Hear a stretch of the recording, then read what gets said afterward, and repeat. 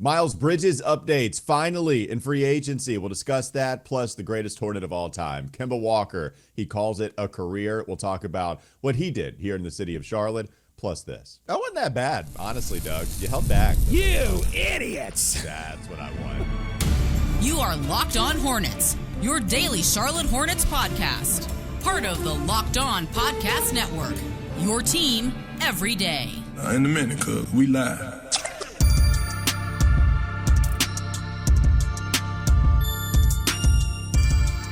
It's Locked On Hornets, part of the Locked On Podcast Network. It's your team every day. Thanks for making us your first listen. We're free. We're available anywhere you get your podcast, and that includes YouTube. Today's episode is brought to you by Game Time. Game Time? Game Time. Download the Game Time app, create an account, use code LOCKEDONNBA for $20 off your first purchase. Terms apply. There's Doug Branson. You can find him on his Substack, everyhornetsboxscore.com. There you can find his subtext information also. And then listen to me, Walker Mail, every weekday on WFNZ, 12 to 3 p.m. Sports Radio, 92.7 FM.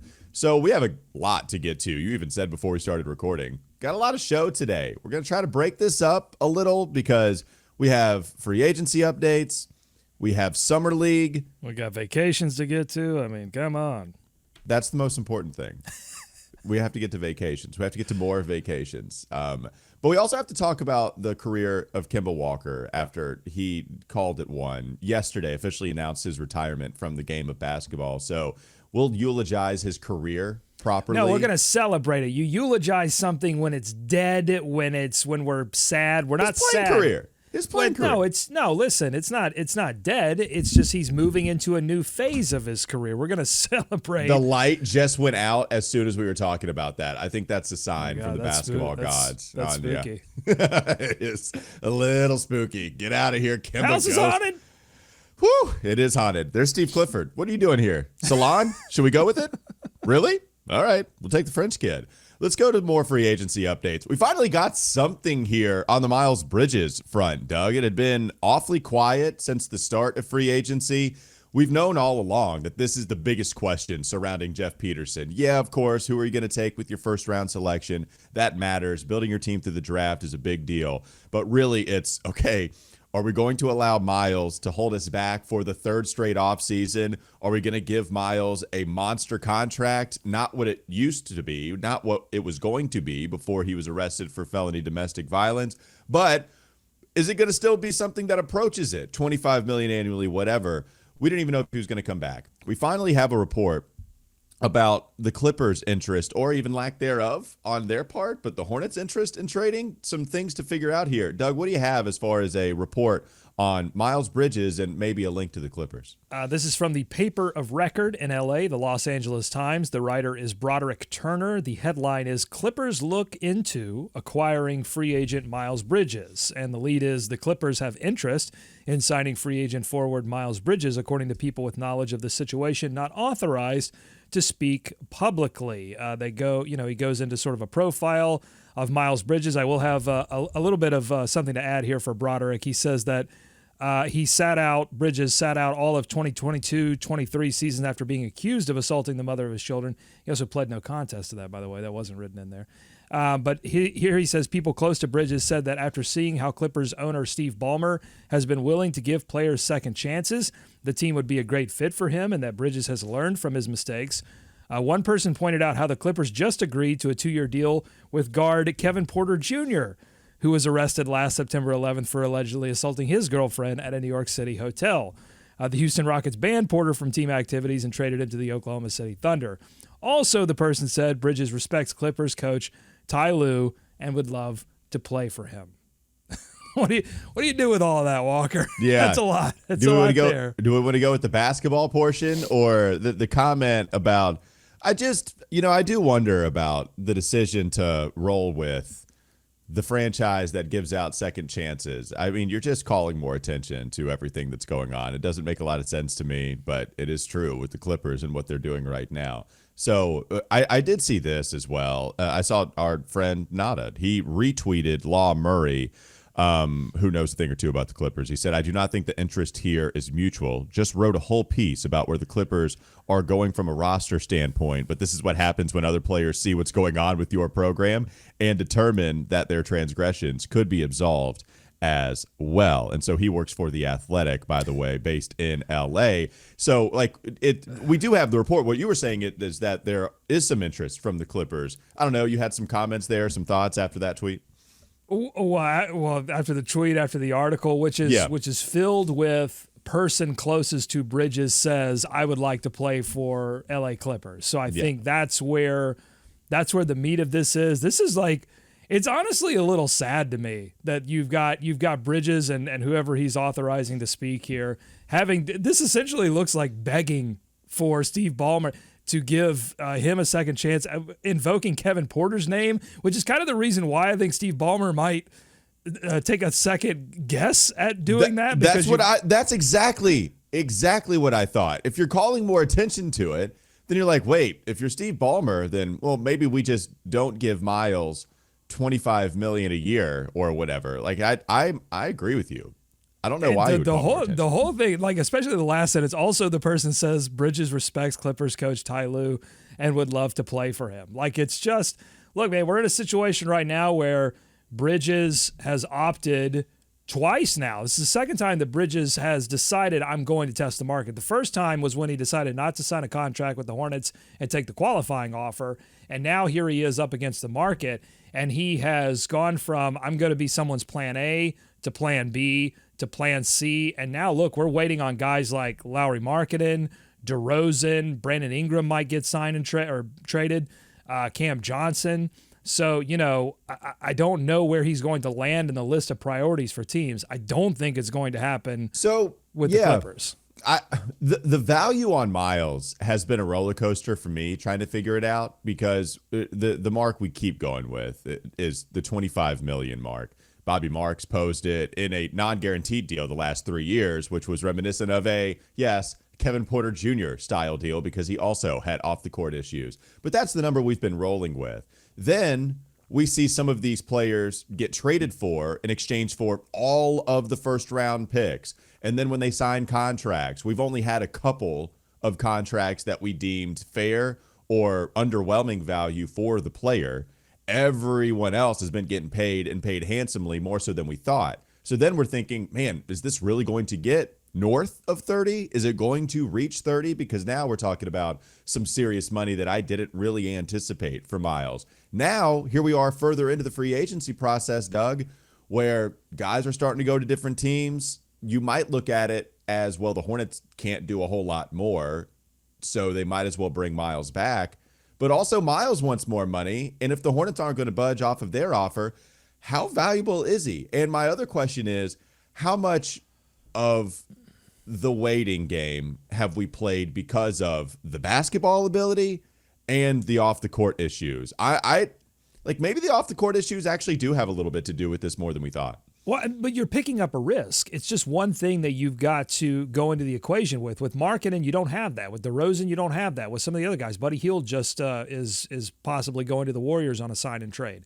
Like all of those, they don't involve that little bit of risk. And that risk, I think, is going to it doesn't eliminate him from going to another team. It just suppresses. It gives that team a bargaining chip to say, hey, we're taking on a little risk here. We gotta get something back. And if Miles Bridges and his team are not willing to do that, then that's going to, gum up some of these talks. But the other thing too is I think he's suffering from the same thing that PJ Washington suffered from when he went into the marketplace, which is he went to some teams that either have playoff aspirations or who want to get to a new round of the playoffs. And they're looking at Miles Bridges and they're saying, look, you've never been to the playoffs. You've been to a couple play-in games. You got blown out and you got thrown out of the last one and threw something into the stands. And so there's a maturity question there. There's a how are you going to handle yourself question. But there's a, hey, you've never been tested under that fire. And so, yes, we're going to look at other players who have been through that experience and value them more. Also, Walker, quickly, before we move on to the next segment, will you allow me just a few moments to be condescending? I hope the audience will allow me just a few moments to be condescending. Can I? I'm not condescending very much on the show. Now, you may disagree with me on that. but I don't think I'm very condescending very much on the show. But if you'll allow me just a moment. Well, as long as it's not to me, go ahead. It's not. I figured. It's a message to anyone who was saying the Hornets should do whatever it takes to bring Miles Bridges back on a contract because they are in no place to reject talent. This is why you don't own or are a GM of an NBA team, because you would have been negotiating against yourself in that moment. This was the smart thing to let the market to put an offer out there that, and we don't know, we're probably never going to know what that offer is unless Miles actually signs it, but an offer that's going to be somewhat more team friendly, and then let the market do the talking. So, anyone who was saying that, I thought it was ridiculous at the time, and now it has proven itself to be utterly ridiculous, that they should have thrown, a $30 million deal at him right off the jump. That wasn't that bad, honestly, Doug. You held back a little bit more than I thought. Let's move on. Maybe you have more condescending behavior a little bit. You idiots! That's what I want. Coming up next on the Locked On Hornets podcast. Don't go to sleep on the Hornets just yet. Maybe we finish our thoughts on Miles, maybe talk about some of the players that could be coming back in a potential sign and trade, maybe the chances of him just coming back to Charlotte after all is said and done. That's still to come here on Locked On Hornets.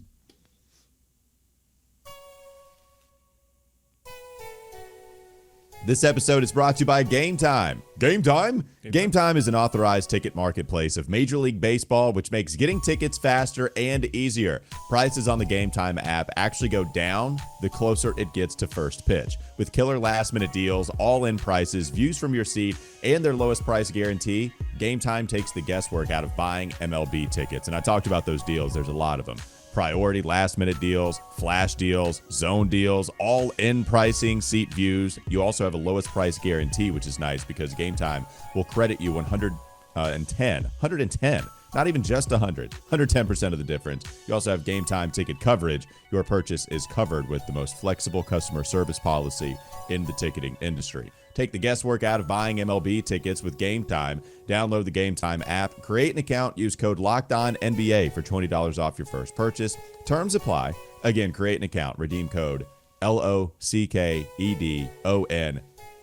Locked On NBA for $20 off. Download Game Time today. Last minute tickets, lowest price guaranteed. More Locked On Hornets ahead.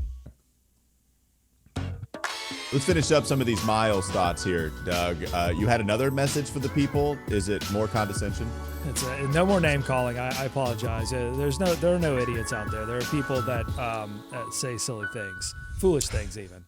But I need to walk that back a little bit. But this is something to anyone who thinks that Miles Bridges is holding the team hostage for a third straight offseason. I actually don't think that anymore. I think he definitely did in the previous off seasons, although I even said at the time when I was lamenting that the Hornets at all of these stages have had a choice, and they have chosen to take part in what all of this has become, okay?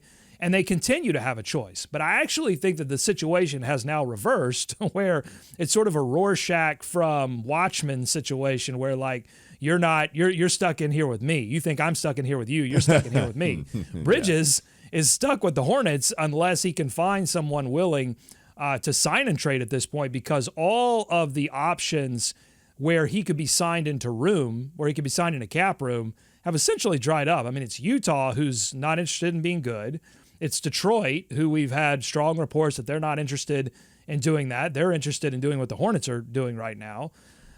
So they're certainly not going, and I don't even think they have, I think they have like 23 million. They don't have 25 plus million. I mean, they could make a run, but the reports are pretty strong after, and that's even after going after Tobias Harris, right? I mean, they give him over 25 million. So yeah.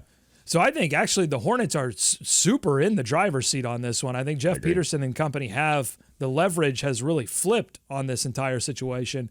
Now, the Hornets are not doing other moves because they're waiting on this to play out. That much is true.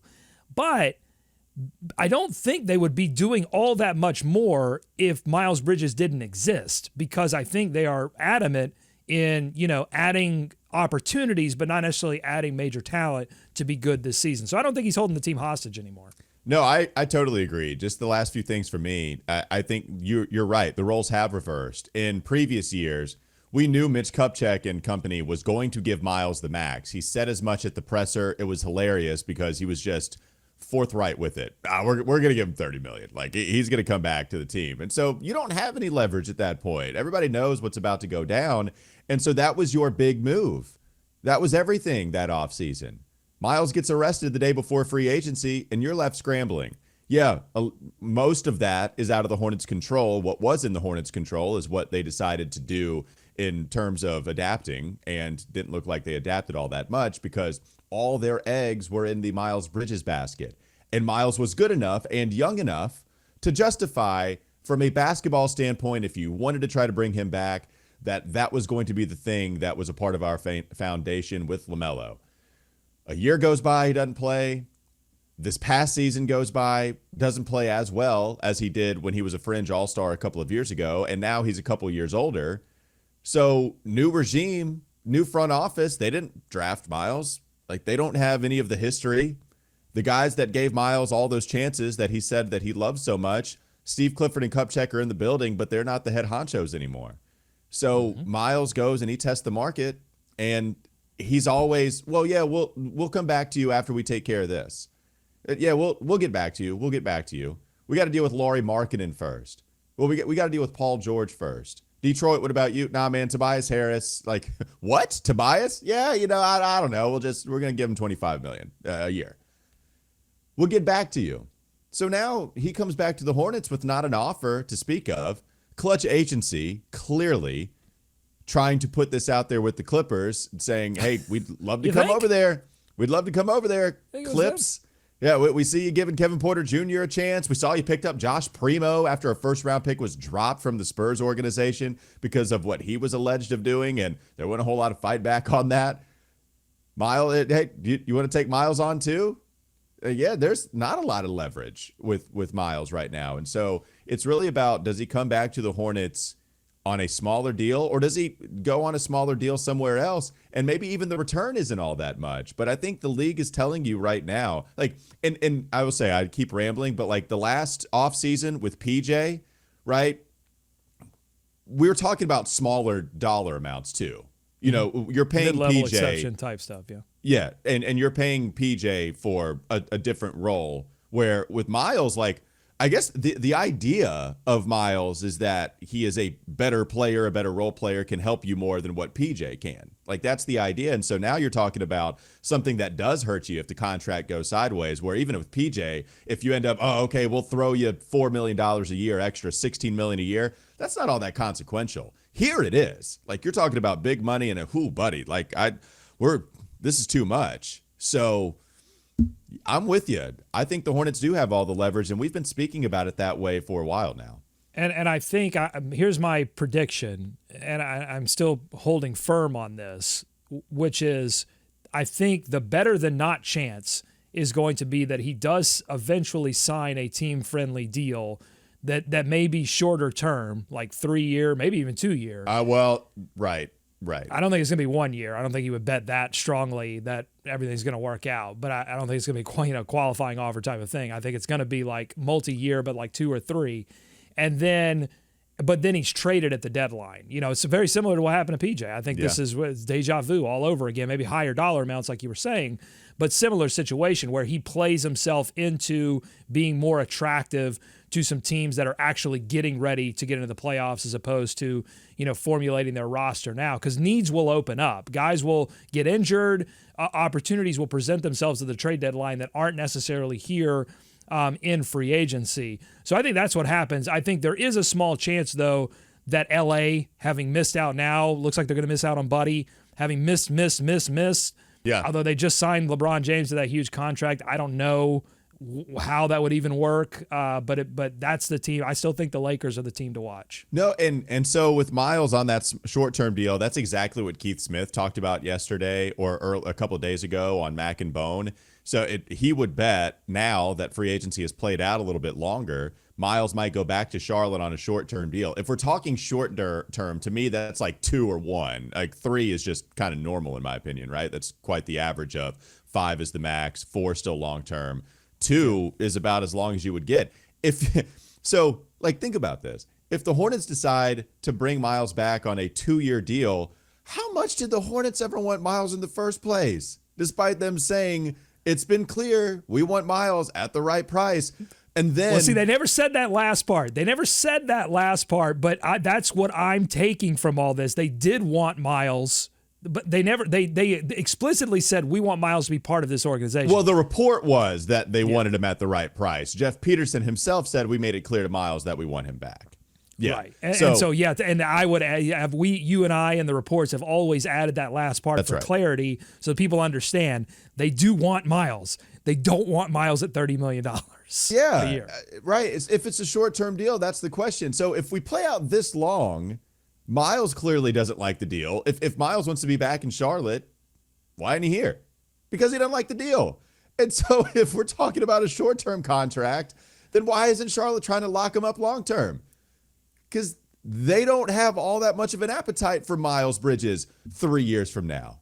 So they want something. I think the Hornets wisely don't want the situation that the Clippers are facing right now, where you have someone that you've invested a lot of time and effort into walking away for nothing. They don't want to walk away from this situation with nothing, which is why I think they'll pursue every avenue to do some kind of sign and trade. But ultimately, if he comes back, it has to be in a way in which they can eventually, move him to get something out of that deal. Again, very similar to what happened with PJ. And then when we talk about trade deadline stuff, if we're going with the PJ example, how malleable is Miles to all of these other teams? Because I would argue PJ, the idea of PJ, right? Well, depending on how good you thought he was, he's malleable dude. He's a 3-and-D, power forward, versatile, right? Like not going to have a high usage percentage. That's not Miles. Like defensively, he's known and notorious for just falling asleep at the wheel in team defense situation. Yeah. The athleticism is going away. If he's the scorer that actually would like the basketball in his hands more so, and he's not the greatest shooter, he's not the plug and play piece that even a PJ was. And now we're talking about more money too, which complicates things. So this is... But there will be a team. Mark my words. No, there will be. There will be a team that says we have enough defense on the roster right now. We need someone that does what Miles does, whatever that thing is. It seems to change year to year recently, but whatever the thing is that he does that they can identify, scoring, I think they'll look at it and go like, yes, that's what we want to add. So I think the opportunity will be there at whatever reasonable price they come to terms on. I think it'll be there for sure. Yeah, which makes this first half of the season for Miles very interesting to watch as we approach the deadline. How well is he playing? Because we know things change on a dime in the NBA. You could have the worst contract in the league, experience a Russell Westbrook Wizards type tenure, and now all of a sudden he's one of the hottest stars in the league again. Like you can go from the very bottom to somewhere towards the top, and that fall could come for Miles as well in the first half of the season. We have one more segment to go. Coming up next on the Locked On Hornets podcast. Don't go to sleep on the Hornets just yet. We celebrate Kemba Walker's playing career. Not eulogize. We celebrate Kemba Walker's playing career. And then we ask what's next. Could it be involved here with the Charlotte Hornets organization? We'll talk about all of it coming up next. Locked On Hornets. Well, we've already given Kemba Walker the honor of who wore it best, number 15. I don't know what more honors he could ever ask for, but here we are. He is officially retired from the NBA. Great message. And speaking of who wore it best, Walker, you are wearing it best right now with a Kemba Walker T-shirt. Let's see it. Yeah, Let's see right. That bad so boy. All time here, I'm going to try to do reverse. Yes, this was, I'm going to try to get to the mic too. This was the T-shirt that was given out to, I think, media members and might have been there like a month after. Well, no, it was a month after to fans that actually came out. Yes, highbrow. But yeah, this is Kemba accomplishing the all-time scoring record here with the Hornets. And then so that's the T-shirt. And I've got a lot of them, dude. Like, it's so funny how many Kemba T-shirts I have because you think about it. That was the Hornets marketing campaign. That is what they celebrated for so many years with him being a staple of the franchise, both the lowly Charlotte Bobcats and then the rebirth of the Charlotte Hornets franchise that comes back to the Queen City. That was the nickname that we so beloved here in Charlotte. And so Kemba calling it a career yesterday, announcing it. Not only was there this letter to basketball, talking basically player tribune style, talking about how much he loved the game, how thankful he was for it. Shortly after, we saw him discuss that with Carmelo Anthony on his podcast. Doug, I know you love Kemba. It's a 100% approval rating for Hornets fans. All-time good guy, all-NBA player here in Charlotte, multiple All-Star appearances, longevity. He is the only player that checks all of the boxes that you hope for from a greatest player in franchise history standpoint. That's why everyone that I know gives Kemba that nod. I'm going to try to keep this super positive. I might not succeed because Kemba, I have all positive feelings for Kemba. I have some negative feelings about what the franchise did. That's right. While Kemba was employed. But I'm really going to try to just focus on Kemba Walker. And the Hornets as an organization have not had a lot of players since they came back that you could say, man, we really took that player for granted. I think Kemba Walker is one of those players. When I go back and I look at his highlights and look at what he was able to do on the floor, how many ankles he broke, how effortless it was for him to score, particularly off the high pick and roll, pulling up, knocking down three-pointer after three-pointer, clutch shot after clutch shot. And I think, man, I really took that for granted. You know, you get to watch it every night in the arena. Fans are supporting it. Sometimes you're winning, sometimes you're losing. But Kemba Walker just showed up every night and put on a show. And LaMelo, pre-injury, was like we were starting to get there. And God, I hope we get there again with LaMelo and Brandon too. But, man, it was just exciting to see him play. I was there for the record-breaking scoring mark, and that almost wasn't at Spectrum Center. There was some wild stuff that had to happen in that game to make sure that he broke it at home. Had to go into OT, I believe. And it was just an amazing experience, and Kemba was an amazing experience. Good guy, good media guy, soft-spoken, never made too much trouble. And the Hornets as an organization probably needed to add someone alongside of him that was a little bit more vocal, that did make a little bit more trouble for the organization. But yeah, man, he was outstanding. And I'm glad that he's going out and getting all of his credit, because he was one of the only reasons to talk about the Hornets for so long. And so I'm glad a lot of people are giving him his due. And now we get to do the questions, which are, retire his jersey, give him a statue. What do we do? That's right. Yeah, well, that is classic radio fodder. I'm just looking at the career leader categories. If you go to Basketball Reference, there's a million different stats that you could come up with and say this guy leads the Hornets franchise in this very specific category. If we're just going with all of the stat categories brought to you on the homepage of Basketball Reference for Charlotte Hornets career leaders, Kemba has 15 of those records, and he has the important ones too. We're talking about him being the all-time leading scorer, but also all-time leader in minutes played, not games played, but minutes played, because they had to ride him every single game as much as possible. Free throw attempts, free throws. You have a bunch of different categories that he leads, so it's reminiscent. The other thing is, you're right about bringing up the step backs. He was also a fun player, which matters to some degree on how you value the best players in franchise history. He was exciting to watch. Bill Simmons talks about this. What's the, I got to go see that guy meter? Mm-hmm. Like Allen Iverson is one where Allen Iverson, amazing in his time, advanced metrics. They try to bring him down a little bit, but then you go back to a time where you say, I got to go see AI. I need to go buy those tickets.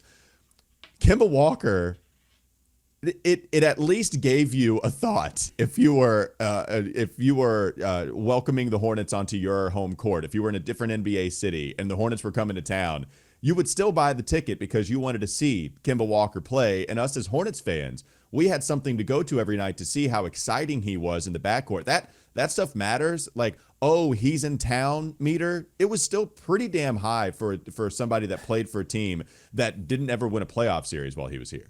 Yeah, no, for sure. And he had to endure the worst season by percentage in NBA history. So he should get honors just for having to endure that. And he didn't even really get to be a massive part of it. He couldn't even help because, he wasn't Kemba. He wasn't the Hornets Kemba at that point. He was still coming off the high of that UConn run.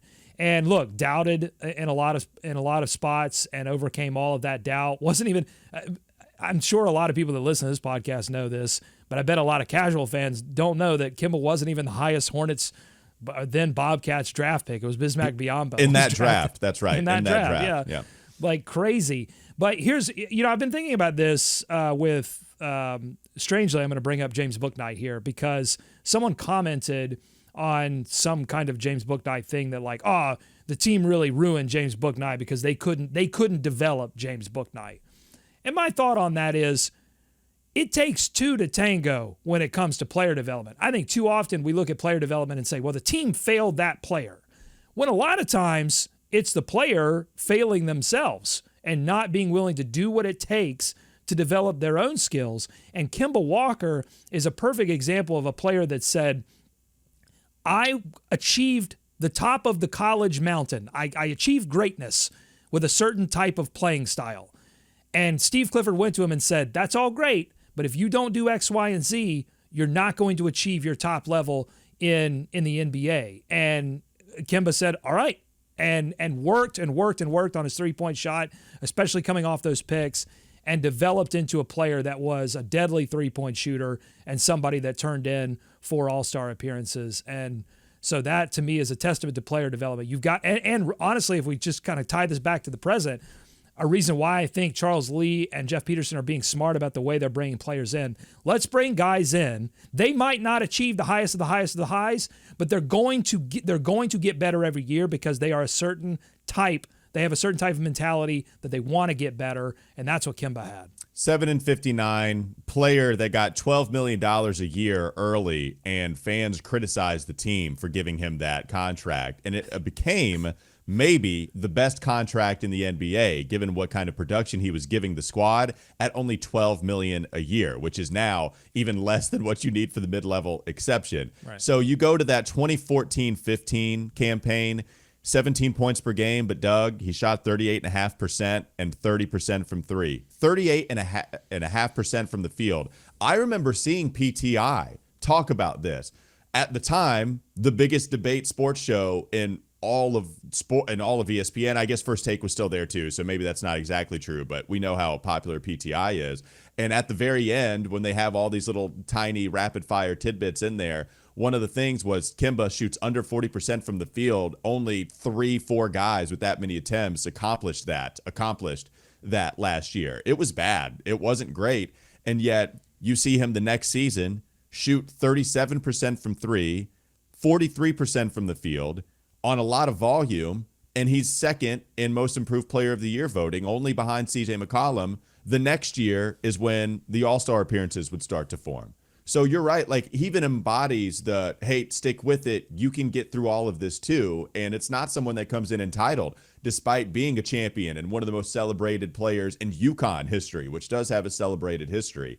Kemba is one of the most celebrated there, not entitled, still works on his shot, and eventually gets All-NBA in Charlotte. It's incredible. I think it's the only All-NBA nod that a Charlotte player's ever. Maybe Anthony Mason might have had one in there. I'm not sure. Yeah, incredible career and all-time good guy too. Like just an unbelievable dude. So we'll see. Like maybe we can share our thoughts on the retired jersey, the statue, all of the things. I want to do it now. Rapid fire, real quick. Retire his jersey. Yes, no. Yeah. I think they should retire his jersey. They should absolutely. Listen, retired jerseys don't really matter. They're not in this sort of pantheon, I don't think. And as an organization, they should retire his jersey just as an I'm sorry. I said I was going to keep it positive. I tried really hard, but I couldn't. They should do it as an I'm sorry. I'm sorry, Kemba, that we couldn't, that Michael Jordan didn't want to spend the money necessary to get you into the playoffs and win series, because then people would even more talk about you as a Hall of Famer that you deserve to be. And so I'm sorry. Here's your jersey in the rafters. He has the longevity and the stats to back up retiring a jersey.